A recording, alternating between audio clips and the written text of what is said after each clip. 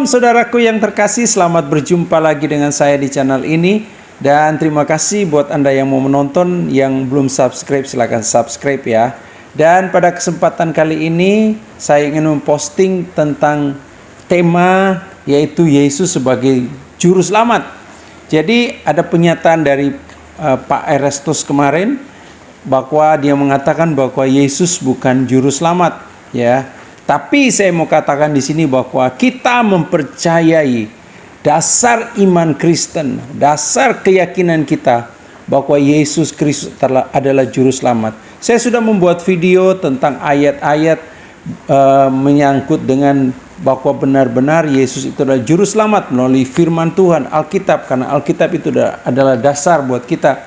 Ada banyak ayat yang saya sampaikan, ada mungkin 8-10 dan yakin bahwa Yesus itu Juru Selamat. Saya ingin sampaikan juga 2 ayat aja ya, supaya mengulang kemarin bagi Anda yang belum melihat videonya.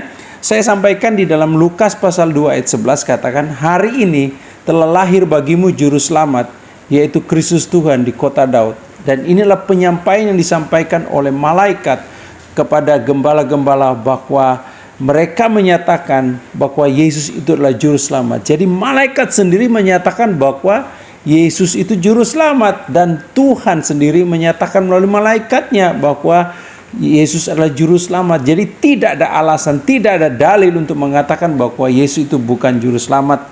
Lalu dalam Matius 1 ayat 21 dia berkata, ia akan melahirkan anak-anak laki-laki dan engkau akan menamakan dia Yesus, karena dialah yang menyelamatkan umatnya dari dosa mereka. Jadi ini juga penyampaian malaikat kepada Yusuf bahwa Yesus itu adalah yang menyelamatkan manusia. Jadi memang tidak ada alasan untuk kita berkata Yesus itu bukan Juru Selamat. Banyak ayat yang menyatakan bahwa Yesus itu Juru Selamat ya. Jadi kita harus menentang akan pernyataan daripada pendeta Erastus Sabdono. Inilah penyimpangan dari ajaran Kristen ya. Inilah ajaran yang tidak sesuai dengan kebenaran firman Tuhan, dan boleh dikatakan ini ajaran yang sesat ya, karena penyimpangan di dalam ajaran firman Tuhan ya. Oke, pertanyaannya, kenapa Yesus Kristus itu sebagai Juru Selamat? Dia Juru Selamat karena Dia yang telah menebus dosa manusia, dosa orang yang percaya, ditebusnya di atas kayu salib ya. Kenapa dia disebut Juru Selamat? Karena Yesus itu adalah kudus, dia itu tidak berdosa, dia itu adalah manusia, dan dia juga adalah Allah ya. Karena apa? Karena dia lahir dari manusia, yaitu dia lahir dari perawan Maria, dan dia disebut dengan manusia. Itu sebabnya Yesus itu adalah 100% manusia, dan dia disebut dengan Allah ilahi. Karena apa? Karena dia lahir tanpa ada persetubuhan benih, pertemuan benih laki-laki dan benih perempuan, dan dia lahir dari Roh Kudus. Itu sebabnya dia ada kudus, dan dia disebut dengan Allah ya. Jadi manusia ini berdosa. Semua manusia berdosa. Roma 3 ayat 23 berkata, karena semua orang telah berbuat dosa dan telah kehilangan kemuliaan Allah. Semua orang, semenjak manusia yang pertama Adam dan Hawa jatuh ke dalam dosa, sehingga Adam jatuh ke dalam dosa, dan semua keturunannya termasuk saya dan saudara itu adalah manusia berdosa. Dan kalau manusia berdosa, maka hukumannya adalah apa? Hukumannya adalah neraka yang kekal. Karena dia berkata upah dosa adalah maut. Jadi karena kita manusia yang sudah berbuat dosa, maka ada upahnya. Upahnya apa? Maut. Maut itu artinya apa? Masuk neraka. Nah, masuk neraka itu selama-lamanya. Ini masalah serius. Di pemandangan mata Allah ini adalah serius. Kenapa? Kalau sudah masuk neraka itu selama-lamanya. Artinya tidak terbatas waktunya. Kalau manusia sudah masuk neraka, masuk situlah selama-lamanya. Kalau di hukum Indonesia, orang yang melakukan kesalahan ada masa hukumannya. Misalnya dia melakukan kesalahan pembunuhan, hukumannya mungkin 5 tahun, bahkan mungkin 10 tahun. Selesai itu dia bisa keluar lagi. Tetapi kalau manusia sudah masuk neraka, maka di situ dia tidak akan bisa pindah lagi.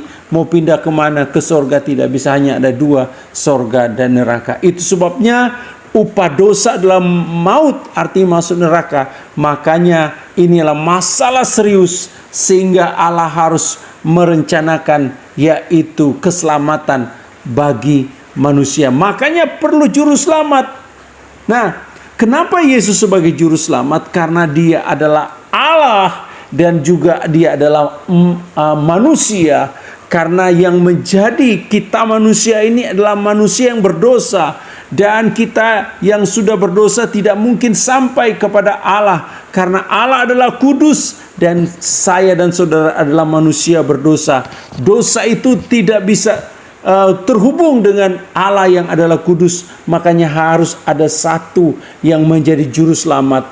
Juru selamatnya adalah manusia itu sendiri dan Allah itu sendiri. Sehingga bisa terhubunglah antara manusia dengan Allah. Sehingga kita bisa memanggil Allah itu Bapa kita.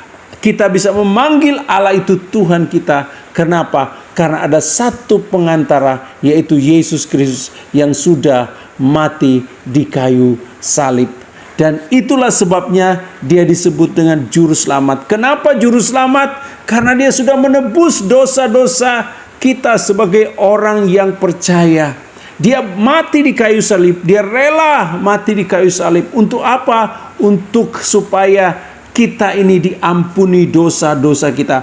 Kalau di dalam perjanjian lama, orang untuk mendapatkan pengampunan dosa, maka dia harus membawa korban berupa domba atau kambing yang tidak bercacat, tidak bercelah, dan dia akan bawa kepada imam, dan imam harus menempangkan tangan, lalu dibakarlah, disembelih, lalu dibakar, lalu dia mendapatkan pengampunan dosa. Nah, sekarang ini Allah melihat bahwa pengampunan dosa melalui korban daripada domba atau kambing itu tidak bisa lagi. Itu sebabnya Yesus Kristus menjadi domba, menjadi korban sembelihan. Dia yang tidak berdosa karena dia adalah kudus. Dia lahir sebagai manusia yang tidak berdosa karena dia adalah pembawa. Dia lahir dari benih ilahi, benih Roh Kudus, sehingga dia layak untuk menjadi perantara antara saya dengan Bapa di sorga, antara kita dengan Allah kita yang di sorga. Itulah sebabnya dia disebut juru selamat, ya. Dia disebut juru selamat karena dialah yang membawa kita kepada Bapa di sorga, sehingga kita layak untuk memanggil Allah kita sebagai Bapa kita. Dia mati di kayu salib dan menebus dosa-dosa kita. Sehingga dosa-dosa kita, sekali lagi, sehingga dosa-dosa kita yang harus kita tanggung, tetapi semua dosa itu ditanggungkan kepada Kristus Yesus di kayu salib. Melalui pengorbanannya, darahnya dicurahkan. Dan Allah melihat melalui darahnya itu, kita yang percaya kepadanya, kita yang menerimanya dia, dan kita yang mengakuinya sebagai Tuhan dan Juru Selamat. Perhatikan, kata ini penting. Jikalau kita mengakui dan percaya bahwa Yesus Kristus sebagai Tuhan dan Juru Selamat, maka kita akan diselamatkan. Karena begitu besar kasih Allah akan dunia ini, sehingga ia telah mengaruniakan anaknya yang tunggal, supaya setiap orang yang percaya kepadanya tidak binasa, melainkan beroleh hidup yang kekal. Kata kuncinya adalah percaya. Percaya di sini adalah mengakui Yesus Kristus sebagai Tuhan dan Juru Selamat pribadinya, maka dia akan diselamatkan.